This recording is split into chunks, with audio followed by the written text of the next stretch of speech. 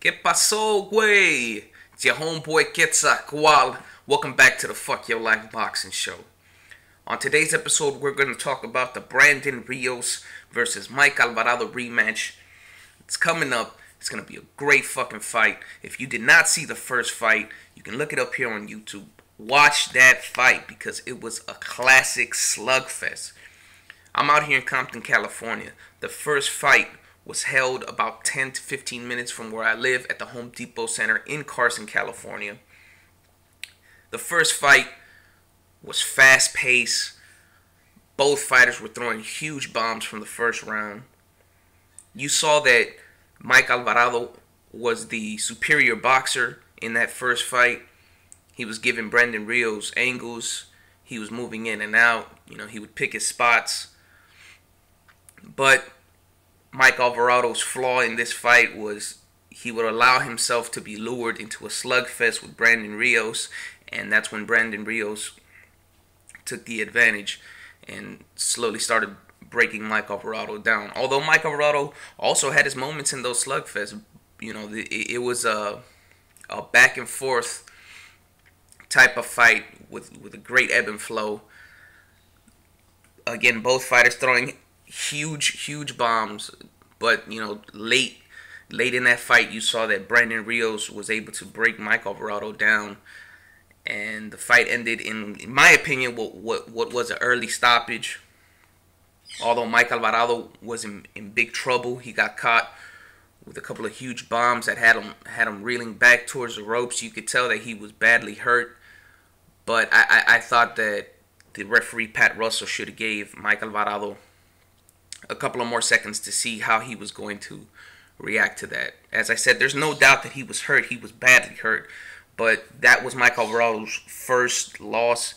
I think that Pat Russell should have took that into consideration before stopping the fight so early. I think that you should give a fighter much more of a chance than that before you give him his first loss.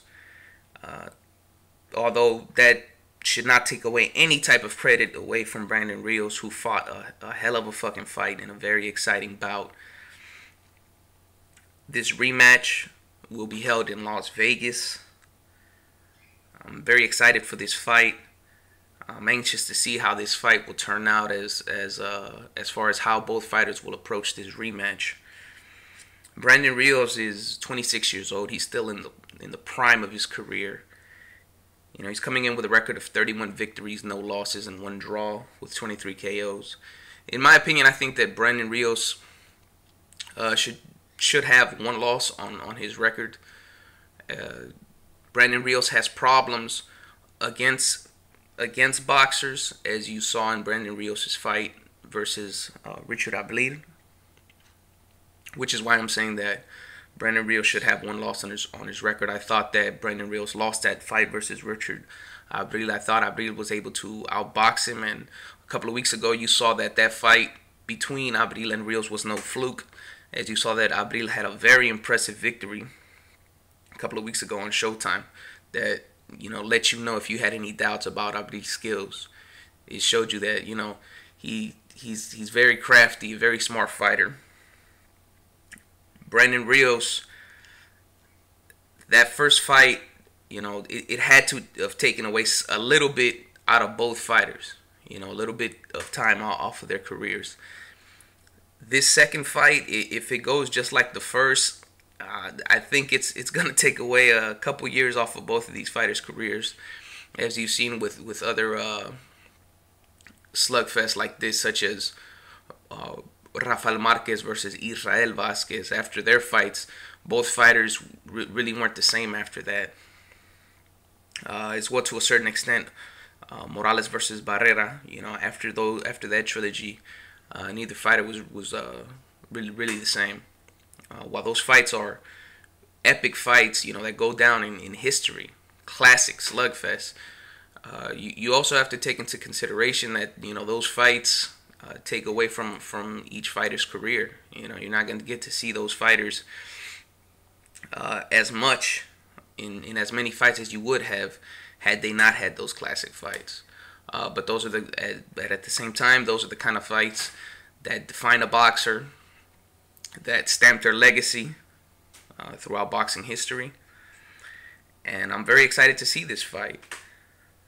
Mike Alvarado is 32 years old. He has 33 victories with 1 loss. That loss, of course, coming to Brandon Rios with 23 KOs.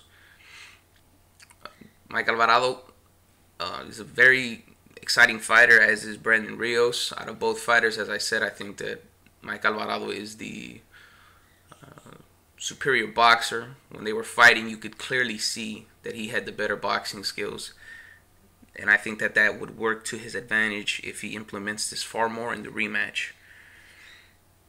I think that the rematch will go down the same way that the Juan Diaz versus Juan Manuel Marquez rematch went down. You know, this fight can go 2 ways. Either it's going to be just like the first, and if it goes down like the first fight, Brandon Rios is going to have the advantage. It's going to be a very, almost 50-50 as far as who can win that fight, but you have to give a slight advantage to Brandon Rios because he was able to win the first fight. The other way that this fight can go down is the way that I'm predicting the fight will go down, is that like the Juan Diaz versus Juan Manuel Marquez rematch, it was a much more technical fight. You saw that in the first fight between Diaz and Marquez. It was a great fight, epic fight. Again, like Rios versus Alvarado, Diaz versus Marquez had a lot of back and forth action in that first fight. Both fighters throwing huge bombs, and you saw Marquez was able to break Diaz down later on in that fight and knock him out. The second fight, however, was far more technical, somewhat of a boring fight to me at first. More so because I was looking forward for it to be like the first fight, and it ended up being far different. It took me about 3 times watching that fight to truly appreciate the performance that Marquez had put on against Diaz.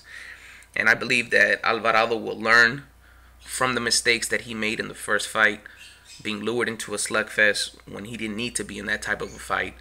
And I think that Mike Alvarado is going to implement the boxing skills that made him effective in the first fight, and I think he's going to use that a little bit more, and it's going to be more of a technical fight, and I think that that's going to give Brandon Rios a lot of problems.